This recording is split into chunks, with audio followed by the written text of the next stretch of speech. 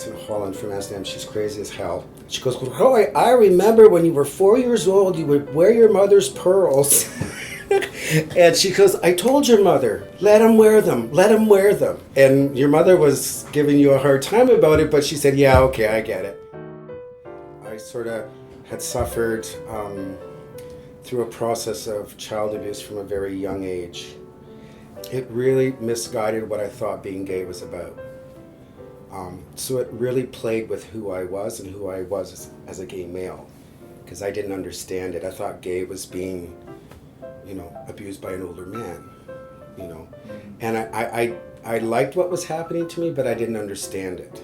So I had to learn a lot about who I was through the 80s, 90s, and even 2000s today. It took 30 years to get over that, though I never thought there was a problem with me.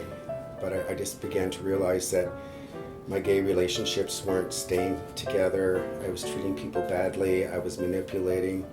It was all due from this experience when I was very, very young. So what had happened was, because I went through my experience, I was much more sexually active and aware than other people and my counterparts. So I would find myself blowing boys in the back of the football field in grade 8 or grade 7, and them enjoying it, but then at the same time I would get beaten up on the way home.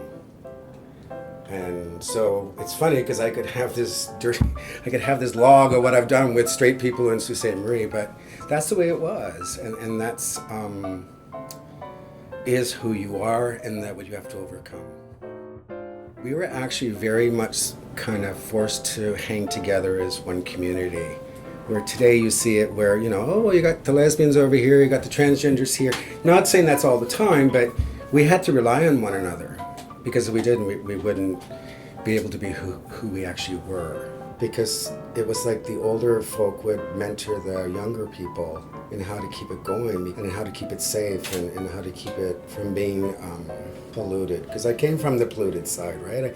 I came from that side where it's just underground and nasty, and then I kind of found the right circle. So it was always done in some camp far, far off in St. Joe's Island where no one would find us.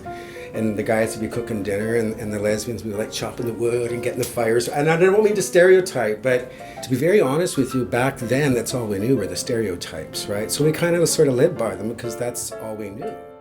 The Gay Men's Health Alliance has put out a little pamphlet, and it has some statements on it.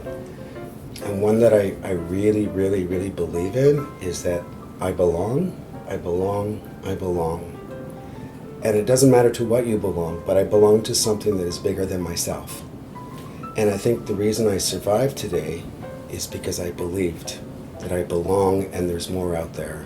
You're entitled to community and community support. And I think sometimes it's about I and not about us. And I think that's the difference in our generation, right? When my dad was dying of cancer, my dad on his deathbed said to me, whatever you do in your life, Roy, whatever you get, make sure you give back. If it wasn't for other people, other gay people, lesbians, transgender people in my life, I wouldn't be here today. I would have given up. I would have jumped off the bridge, so to speak. So now it's my turn to give it back.